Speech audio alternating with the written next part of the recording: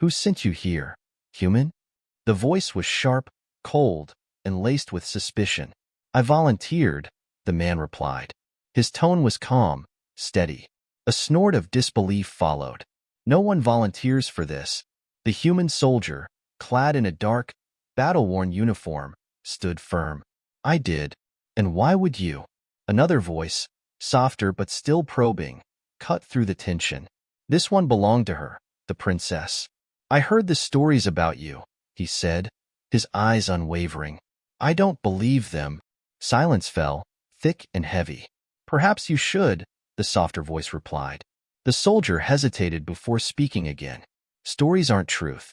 And truth is something I prefer to see for myself. A low growl echoed from the shadows. Bold words for someone who barely understands what he's stepping into. I know enough, the human shot back. You need someone, and I think I can help. You think? The princess's voice carried a hint of bitter amusement. He nodded. I think. The growling voice interjected again. You are standing in the presence of Tir-al-Zenith, last heir to the crystalline throne of Zelia. Speak with respect, human. The soldier inclined his head, more out of courtesy than fear. Then let me say this with all the respect I can muster. If she's the last heir, why is she here? Alone? A sharp intake of breath followed. That's enough, the princess said firmly. You speak boldly, human, but you do not understand. This is not a place for questions. It is a place for choices. Then let me make one, he replied. You can leave, the growling voice said. I can stay, the soldier countered. The princess tilted her head slightly, as if studying him with eyes that couldn't see. Why? Because everyone else left. Her lips pressed into a thin line. For a moment, she said nothing.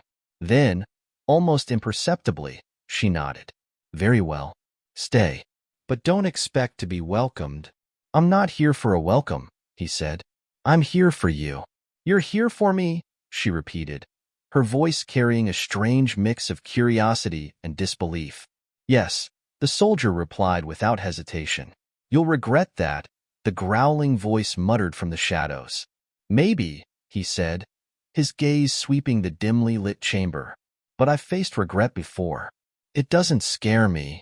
You are either brave or foolish, the princess said softly. Maybe both, he admitted. But I'm still here.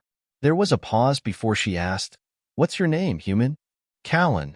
Callan, she repeated, as if testing the weight of the name on her tongue. And yours? He asked. Tir-al, she replied. A clicking sound echoed from the darkness as a new voice joined the conversation. This one was high-pitched and chittering. You dare to speak her name so casually? Insolent creature. Callan turned toward the source of the sound, unflinching. And you are? From the shadows emerged a wiry, insectoid alien with gleaming carapace and 6 spindly limbs. Its mandibles clicked as it replied, I am Krith, guardian of the princess, protector of Zelia's honor. Guardian? Huh? Callan said, eyeing the alien. You weren't doing much protecting when everyone abandoned her. Krith hissed, its limbs twitching. Mind your tongue, human, or I'll. That's enough. Tir-al interrupted, her tone commanding. Krith, stand down. The insectoid reluctantly stepped back, but its black eyes remained fixed on Callan. Why did you volunteer, Callan? Tir-al asked, her voice softer now. Because I know what it's like to be cast aside, he said. To be seen as less. To be told you don't matter. Tir-al tilted her head again. And yet you stand here, strong, unbroken. He let out a bitter laugh. Strong? Maybe. Unbroken? Not even close. You speak as though we are alike, she said. Aren't we? Her expression hardened. You have your sight. Your body obeys you. Your world did not fall to ruin. We are not the same. You're right, he said. We're not. But pain? Loss? Those things don't care what you look like or where you're from. They find everyone. For a moment, no one spoke. Then, from another corner of the room, a deep, rumbling voice broke the silence. Perhaps the human has a point. Callan turned to see a towering alien step into the light. Its skin shimmered like molten silver, and its eyes glowed with an inner light. You agree with him, Varesh? Krith snapped. The silver-skinned alien inclined its head. The human speaks with conviction. That is rare. And dangerous, Krith retorted. Varesh ignored the comment, focusing on Callan instead. If you truly believe you can help the princess, then prove it. How? Callan asked. Earn her trust, Varesh said simply. Tiriel let out a weary sigh. Trust is not something I give easily. Good, Callan said. Neither do I. A faint smile tugged at the corner of her lips. Then we are at an impasse. Maybe, he said. Or maybe it's a starting point. Varesh let out a low hum of approval. Interesting. Perhaps the human is more than he seems. Krith clicked its mandibles in irritation. This is a waste of time. He'll fail like the rest. Maybe I will, Callan said. But not today. And what makes you so certain? Tiriel asked. He met her unseeing gaze and said, Because I didn't come here to fail. I came here to stay. Tiriel fell silent again, her expression unreadable. Finally, she said, Then stay. But know this, Callan. The path ahead is not kind. It never is, he replied. Varesh rumbled in approval. Let the trials begin. What trials? Callan asked, his tone wary. Krith's mandibles clicked again, this time in what sounded like satisfaction. Oh, human. You'll see soon enough. Tiriel's voice was calm but grave. The galaxy has little mercy for the weak. If you wish to stand by me, you must prove you are strong enough to endure it. Callan straightened, his jaw set. Then let's get started. The princess nodded. So be it. Varesh stepped forward, his glowing eyes narrowing. The first trial is simple. Survival? Survival? Callan repeated. Krith let out a chittering laugh. Yes, human. Survival. Let's see how long you last when the odds are against you. Callan didn't flinch. His voice was calm, steady. I've survived worse. What's the challenge? Varesh gestured to a large, ornate doorway at the far end of the chamber. Its surface shimmered with shifting patterns of light, and strange symbols glowed faintly along its edges. Beyond that door, Varesh said, lies the proving ground. Krith chittered gleefully. Few have entered and lived to tell the tale. Even fewer have done so without begging to be let out. Callan raised an eyebrow. Let me guess. You don't do rescues. Correct, Krith hissed. Once you enter, you are on your own? Tiriel's voice cut through the tension. Varesh, is this truly necessary? He is only one man. Varesh's glowing eyes met hers. If he wishes to stand by you, princess, he must be tested. It is the way of Zelia.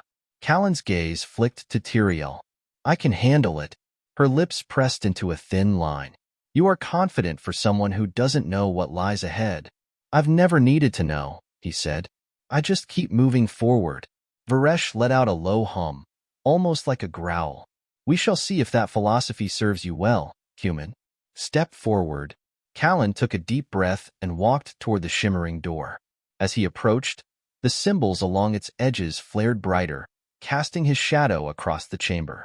Once you pass through, the door will seal, Varesh warned. There is no turning back. Callan nodded. Understood.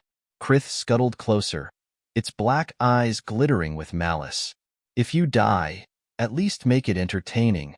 Ignoring the insectoid alien, Callan placed his hand on the glowing surface of the door. A wave of warmth pulsed beneath his palm, and the patterns of light began to twist and shift, forming a swirling vortex. Tiriel's voice rang out behind him, calm but firm. Callan. He turned his head slightly, waiting. Do not let them break you, she said. He gave her a faint smile. I won't. With that, he stepped through the vortex. The moment he crossed the threshold, the door sealed behind him with a resonant hum. The air around him changed instantly, warmer, heavier, and tinged with an almost metallic scent. The chamber he entered was vast and dimly lit, the walls made of jagged crystal that seemed to pulse faintly, as if alive. A disembodied voice echoed through the space. It was deep, resonant, and laced with an unnatural edge. Welcome, challenger. You have chosen to face the trial of endurance. Didn't exactly get a choice, Callan muttered under his breath. The voice ignored his comment. To endure is to survive. To survive is to prove your worth.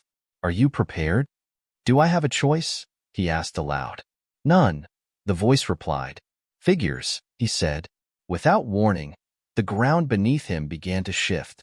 The crystalline floor split apart, and jagged shards rose up around him, forming a maze of sharp, glittering obstacles. The voice spoke again. Navigate the labyrinth. Reach the core. Fail, and you will perish. Straightforward, Callan muttered, scanning his surroundings. The maze was alive, the crystalline walls shifting and rearranging themselves with every step he took. He had no map, no guide, only his instincts and a growing sense of unease. As he moved forward, a sudden hiss echoed through the air. He froze, listening. From the shadows emerged a sleek, serpentine creature with glistening scales that shimmered like oil on water. Its eyes glowed a fierce green, and its fanged maw dripped with venom. Of course, Callan muttered.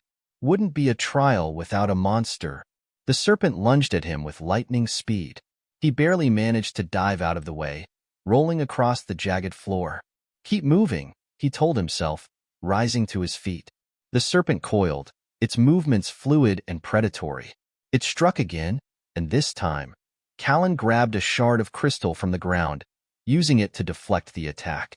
The creature hissed in fury, circling him like a predator sizing up its prey. Callan tightened his grip on the makeshift weapon. If this is all you've got, I'm not impressed. The serpent lunged again, but this time, he was ready. With a swift movement, he drove the sharp edge of the crystal into its side. The creature let out a piercing screech and writhed in pain before collapsing to the ground. Callan didn't wait to see if it would get back up. He kept moving, his breathing heavy but determined. As he navigated the maze, more challenges arose. Collapsing pathways, sudden bursts of searing heat, and strange, flickering shadows that whispered taunts in his ears. But through it all, he pressed on, refusing to give in to fear or exhaustion. Finally, after what felt like hours, he reached the core of the maze, a circular chamber bathed in a brilliant, golden light. The disembodied voice spoke once more. You have endured. You have proven your strength. Callan stood in the center of the chamber, his body battered but unbroken. Is that it? He asked, his voice hoarse. For now, the voice replied. Before he could respond, the light enveloped him, and the next moment, he was back in the crystalline palace, standing before Tyrell, Varesh, and Krith. Krith clicked its mandibles in disbelief. Impossible. Varesh's glowing eyes narrowed. He has survived. Tyrell stepped forward, her unseeing eyes fixed on Callan. You endured the first trial. I said I would, he replied simply. And yet, she said softly, there is much more to come. He smiled faintly. Good. I'm just getting started. As Callan stood before Tyrell, Varesh, and Krith, the weight of his survival in the first trial seemed to hang in the air.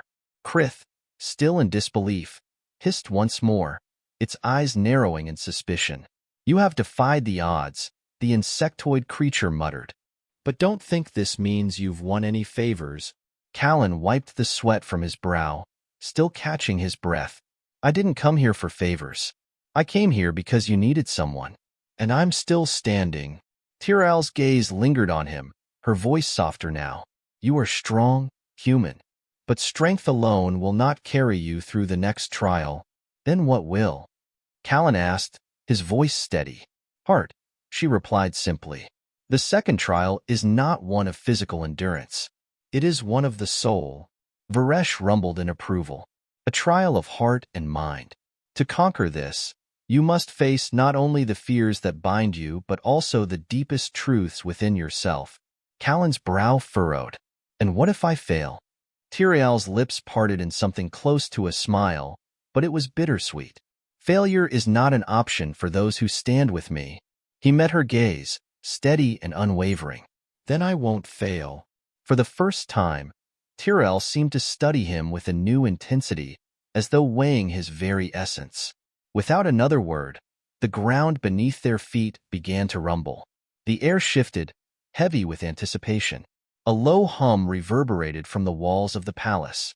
Callan felt a strange, tugging sensation in the pit of his stomach, as though the very air was pulling him in different directions.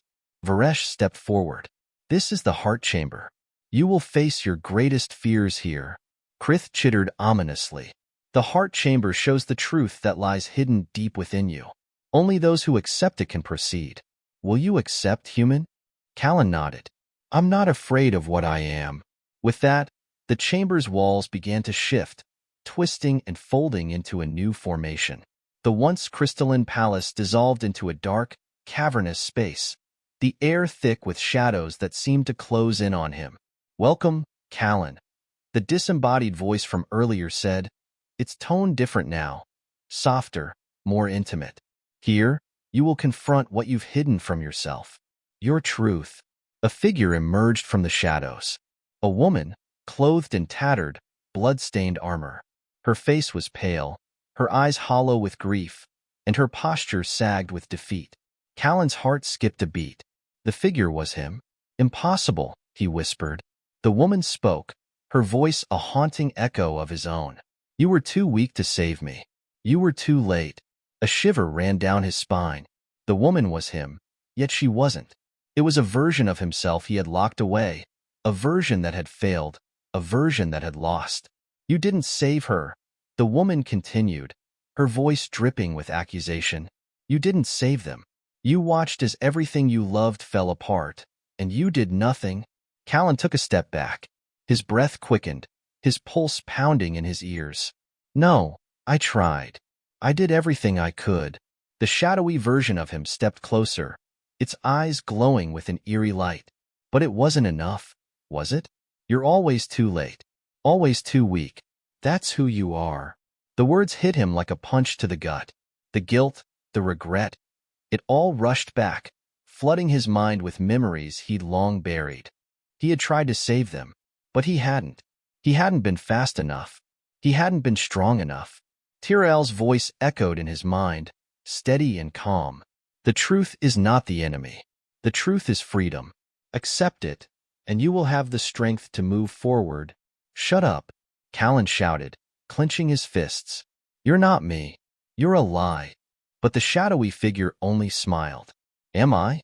Or am I the truth you've been running from?" The walls around him seemed to close in, the shadows growing deeper, darker. Callan could feel his legs begin to weaken, his resolve faltering. The guilt, the failure, it was overwhelming. How could he ever stand against the galaxy, against all the forces that had abandoned him, when he couldn't even save those who mattered most? "No," he thought, his breath shaky but growing steadier. "This isn't me. This isn't who I am." Suddenly, he straightened, his fists tightening. "I am not my failures. I am not my regrets. I am who I choose to be." With those words, the shadowy figure screeched, its form twisting and dissipating into the air like smoke. The darkness around him lifted, and the heart chamber returned to its original form, a calm, crystalline space. "You've passed the trial," the voice said, its tone distant now. Callan stood there, panting but victorious. He had faced his deepest fear, the fear that he was not enough, and he had overcome it. Tyrell appeared before him once more, her expression unreadable. But there was something in her eyes now, something that hadn't been there before. "You are stronger than you realize, Callan," she said softly. He nodded, though his body was weary. "I had to be." "And yet," Tyrell said, her voice barely above a whisper, "the trials are far from over." Callan looked at her, his face determined. "I know." The third trial came without warning. The crystalline palace shattered around them, breaking apart like glass under pressure. Varesh's deep voice echoed through the chaos. "The final trial is not one of physical strength. It is a trial of loyalty. You will face a choice that will tear you apart." Callan swallowed, his eyes scanning the shifting landscape. "What do I have to choose?" The voice returned, cold and unfeeling. "Your life, or hers?" Tyrell stepped forward, her expression calm. "You've proven yourself, Callan. But now, you must prove your heart." He didn't need to ask what the choice would be. He could feel it. feel the weight of her fate resting in his hands. The choice was simple: stand by her side, or let the galaxy continue to crumble. But could he? Could he make the ultimate sacrifice, even for someone like her? Without a word, he stepped forward, his eyes locked on Tyrael. "I choose you," he said, his voice unwavering. "I choose to stand with you." And as the trial unfolded, the galaxy itself seemed to bend to their will. Together, they would reshape the stars. Together, they would rise.